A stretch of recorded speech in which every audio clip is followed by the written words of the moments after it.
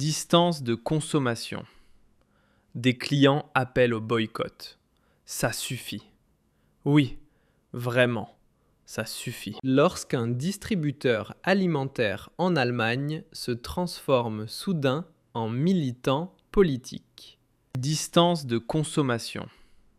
Des clients appellent au boycott. Ça suffit. Oui, vraiment, ça suffit. Lorsqu'un distributeur alimentaire en Allemagne se transforme soudain en militant politique. Lorsque dans les rayons, il n'y a plus seulement du café, mais aussi des messages idéologiques. Lorsque des tasses affichent FCKAFD et qu'un fabricant attire l'attention avec des slogans encore plus radicaux, alors ce n'est plus une broutille, ce n'est plus une plaisanterie. C'est une prise de position politique au cœur du quotidien. Et c'est précisément pour cela que le boycott prend aujourd'hui de l'ampleur. Salutations à ceux qui n'associent pas immédiatement le mot démocratie à la censure. Bienvenue chez Verheimlicht. Que s'est-il passé? Dans une filiale Edeka, plus précisément chez Edeka Wollnu à Friedberg, des produits du torréfacteur Olivier Café ont été proposés. Des tasses marquées FCKAFD et selon plusieurs rapports, des visuels allant bien au-delà. Ce ne sont pas des accusations gratuites. Des captures d'écran montrent les articles en rayon. Dans une publication Facebook, on pouvait lire « Nous vous avons entendu. La commande spéciale pour l'un de nos clients fidèles vient d'arriver et Olivier Café a même ajouté quelques tasses gratuitement. Merci pour ça. We love it. » Vraiment? Un commerçant qui se moque ouvertement d'un parti soutenu par des millions d'électeurs et qui ignore publiquement les convictions politiques d'une partie de sa clientèle? Est-ce intelligent, neutre ou calculé? Et avant que quelqu'un ne parle de satire, non. Lorsque des produits jouent avec des fantasmes de violence et que des slogans visent les électeurs d'un parti légalement autorisé, on ne parle plus d'humour anodin, mais d'un symptôme du durcissement de la culture politique. Fait intéressant. Tout cela ne sort pas de nulle part. Souvenons-nous de 2024. À l'époque, Edeka avait diffusé une publicité qui mettait implicitement en garde contre un vote bleu. Le bleu, la couleur d'un parti. De nombreux médias s'en étaient fait l'écho. Le journal Die Welt avait alors écrit que l'allusion à l'AfD était sans équivoque. Peu après, l'entreprise avait fait marche arrière en affirmant vouloir s'adresser à tous les clients. C'est exactement ce schéma que nous voyons réapparaître aujourd'hui. Afficher une position, constater ensuite les conséquences économiques, puis tenter d'apaiser. Mais cette fois, la réaction semble plus virulente. Sur les réseaux sociaux, les appels au boycott se multiplient. Des commentaires comme « Edeka, c'est terminé pour moi » ou « Nous n'y ferons plus nos courses » ne sont plus isolés. Dans le même temps, d'autres applaudissent. « Génial, il faut que j'y aille ». La fracture est réelle, visible. Elle traverse la société et désormais aussi les supermarchés. Et c'est là que la situation devient plus complexe, car Edeka n'est pas un groupe étatique centralisé. Beaucoup de magasins sont exploités par des commerçants indépendants, des personnes qui investissent, prennent des risques et emploient du personnel. Et soudain, tous se retrouvent entraînés dans la controverse parce qu'un seul exploitant prend position politiquement. Est-ce juste? Est-ce judicieux d'un point de vue entrepreneurial ou est-ce dangereux? Un regard vers Würzburg montre à quel point la situation peut devenir explosive.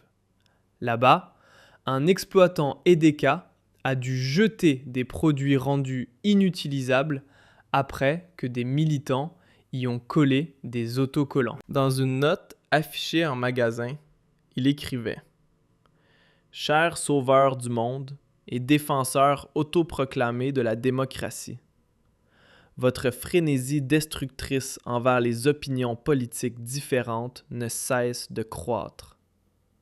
Et d'ajouter, rappelez-vous, la démocratie commence par la capacité à tolérer des idées et des opinions différentes. Ce ne sont pas des paroles radicales. C'est un appel à des principes fondamentaux. Tolérance, dialogue, pluralité des opinions. Et maintenant, renversons la perspective.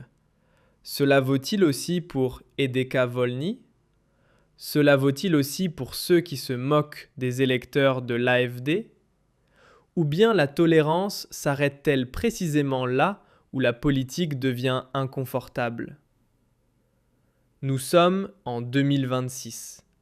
Friedrich Merz est chancelier fédéral. Donald Trump est de nouveau président des États-Unis. Les repères politiques ont changé. Et pourtant, une partie de l'establishment semble encore croire qu'on peut repousser certaines forces politiques hors du débat par une simple posture morale, avec des tasses, des campagnes et des annonces provocatrices. Mais que se passe-t-il réellement?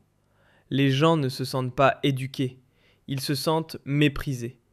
Et le mépris n'est pas un bon modèle économique. On n'est pas obligé de voter pour l'AfD, ni de partager ses positions. Mais elle reste un parti autorisé dans un système démocratique. Elle siège dans des parlements. Elle est soutenue par des millions de personnes. Lorsqu'un commerçant laisse entendre ouvertement que ses clients ne sont pas les bienvenus, quel message cela envoie-t-il? Le supermarché devient-il le nouveau champ de bataille politique? Allons-nous désormais acheter selon les convictions plutôt que selon le prix et la qualité? Et si c'est le cas, où cela nous mène-t-il? Peut-être est-ce précisément le moment où beaucoup disent « ça suffit ». Non pas parce qu'ils célèbrent chaque position de l'AfD, mais parce qu'ils en ont assez d'une morale imposée au quotidien, parce qu'ils veulent simplement faire leurs courses, sans doigt idéologique pointé, sans leçon politique entre les grains de café et le rayon frais. Voilà le cœur du débat. Il ne s'agit pas seulement d'une tasse, mais de respect, de neutralité dans l'espace public et de la question de savoir si les entreprises doivent se positionner politiquement et avec quelles conséquences. Le boycott ne surgit pas de nulle part comme une campagne soigneusement orchestrée. Il est avant tout une réaction, la réaction à l'impression qu'une limite a été franchie. Reste à voir s'il aura un véritable impact économique, mais la dynamique est bien réelle et peut-être plus forte que certains ne l'imaginent. Car la confiance se perd vite, et dans le commerce de détail, elle est essentielle. Petite parenthèse au passage. Notre visibilité se réduit. Un abonnement, un j'aime ou une cloche activée peuvent aider à éviter que ce genre de contenu ne disparaisse. Et voici maintenant la seconde partie, peut-être la plus importante de cette histoire. Car ce qui se passe ici dépasse largement un cas isolé à Friedberg. C'est le signe d'une évolution plus profonde, à l'œuvre depuis des années, discrète, progressive, mais constante. De plus en plus d'entreprises font de leur valeur un outil de communication. Responsabilité sociale, diversité, prise de position ferme contre certains courants politiques, tout cela peut sembler noble. Et bien sûr, chaque entreprise a le droit d'avoir des convictions. Mais à partir de quand une orientation fondée sur des valeurs devient-elle une posture politique unilatérale? À quel moment l'engagement sociétal se transforme-t-il en positionnement partisan? Edeka n'est pas une simple start-up sortie d'un quartier branché de Berlin-Kreuzberg. Edeka est l'un des plus grands distributeurs alimentaires d'Allemagne, un pilier du quotidien, une marque associée à la proximité, à la diversité, à la vie de tous les jours. Lorsqu'une enseigne de cette ampleur commence à faire entrer des messages politiques dans l'espace de vente, quelque chose change. Et encore une fois, il ne s'agit pas d'interdire ni de faire taire qui que ce soit. Il s'agit de comprendre les conséquences. Celui qui prend position politiquement doit s'attendre à ce que les clients prennent eux aussi position, avec leur porte-monnaie. C'est l'économie de marché, c'est la liberté, c'est la démocratie. Ce qui est frappant, c'est la manière très différente dont les provocations sont perçues.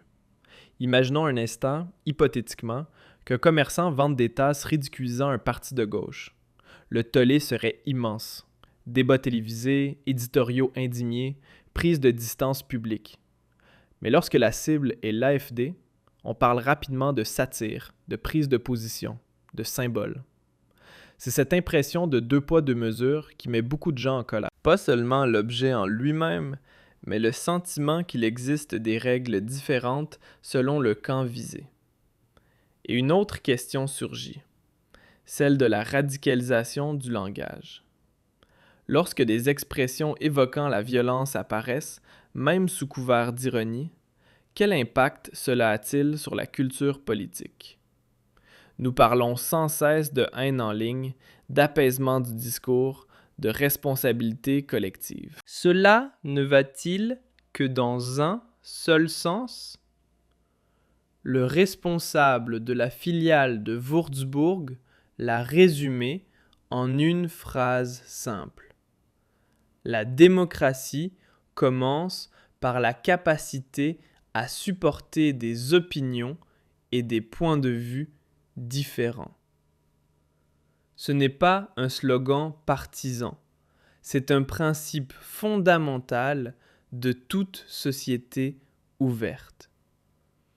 Petite parenthèse, sais-tu qui se prépare activement aux crises en ce moment? Les gouvernements, les banques, les grandes entreprises, tout le monde, sauf les citoyens ordinaires. Si tu ne veux pas être le dernier à réagir, regarde le lien dans la description. Ce système de préparation aux situations critiques explique comment se protéger avec méthode. Peut-être assistons-nous aujourd'hui à une forme de contre-mouvement. Des personnes qui disent « Nous refusons d'être classés moralement. Nous sommes des clients, pas des sujets. Nous choisissons nous-mêmes où faire nos courses. » Et si nous avons le sentiment qu'une entreprise méprise nos opinions ou nous exclut symboliquement, nous irons ailleurs.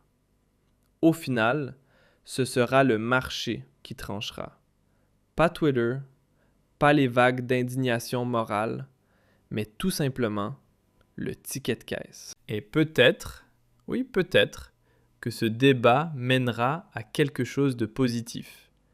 Davantage de retenue, plus de sensibilité, et la prise de conscience qu'un supermarché n'est pas un congrès politique, que le café devrait rester du café plutôt qu'un message idéologique. Alors la question demeure, le message a-t-il été compris, ou verrons-nous bientôt la prochaine campagne, la prochaine provocation, le prochain « We love it ».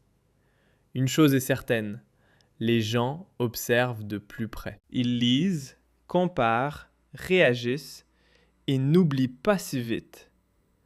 Retenez-le bien, quel que soit votre camp politique,